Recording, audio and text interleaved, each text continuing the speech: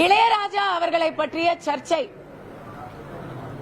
இளையராஜா என்பவர் ஒரு இசை கடவுள். கடவுளுக்கு கோயிலுக்கு போகணுங்கிற அவசியமே இல்ல. இளையராஜா அவர்கள் எங்க போனாலும் அதுவே அவரே ஒரு கடவுள், ஒரு கோயில் தான். ஆனா அவர் என்னவோ உள்ள விடல, கோயிலுக்குள்ள விடல அப்படிங்கிற மாதிரி ஒரு சர்ச்சை வந்திருக்கிறத வன்மையாக கண்டிக்கிறேன். இப்படிப்பட்ட பிரச்சாரங்களை வச்சு அவர் என்னவோ உள்ள விடல, கோயிலுக்குள்ள விடல அப்படிங்கிற மாதிரி ஒரு சர்ச்சை வந்திருக்கிறத வன்மையாக கண்டிக்கிறேன். இப்படிப்பட்ட பிரச்சாரங்களை வச்சு எத்தனை நாளுக்கு தான் ஏமாற்றுவார் இந்த நாட்டிலே? ஏன்னா கருவறைக்குள்ள எந்த ஜாதியுமே போக முடியாது. அது ராஜா சாரா இருந்தாலும் சரி, கஸ்தூரியா இருந்தாலும் சரி, ரங்காசாரா இருந்தாலும் சரி, யாரா இருந்தாலும் கருவறைக்குள்ள போக முடியாது. இதோ என் கூட இருக்கிறது என்னுடைய தெலுங்கு சொந்தங்கள்.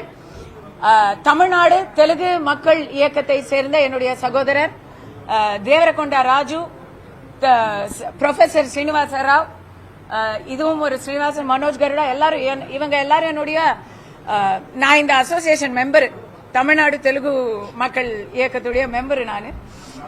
அவங்க யாரு நினைச்சாலும் கருவறைக்குள்ள போக முடியாதுங்க. அது எந்த ஜாதியா இருந்தாலும் சரி, பிராமின்ஸா இருந்தாலும் சரி, கருவறைக்குள்ள போக முடியாது. கருவறைக்குள்ள அர்ச்சகர்கள் மட்டும்தான் போக முடியும். தமிழ்நாட்டை பொறுத்த வரைக்கும் அனைத்து ஜாதியினரும் அர்ச்சகர் ஆகலாம். அப்போ அர்ச்சகர்கள் எந்த ஜாதியா இருந்தாலும் போக முடியும். இவ்வளவுதான் மேட்டர். இத பிரிச்சு பேசுற இந்த வன்ம போக்க கண்டிச்சு தான் நவம்பர் 3ஆம் தேதி கஸ்தூரி பேசினா. அதே தான் திருப்பியும் பேசுறான்.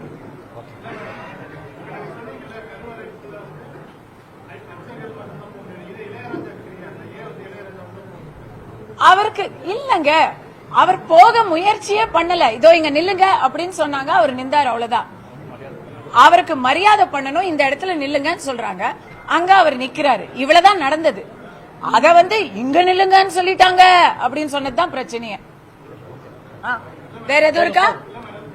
நன்றி.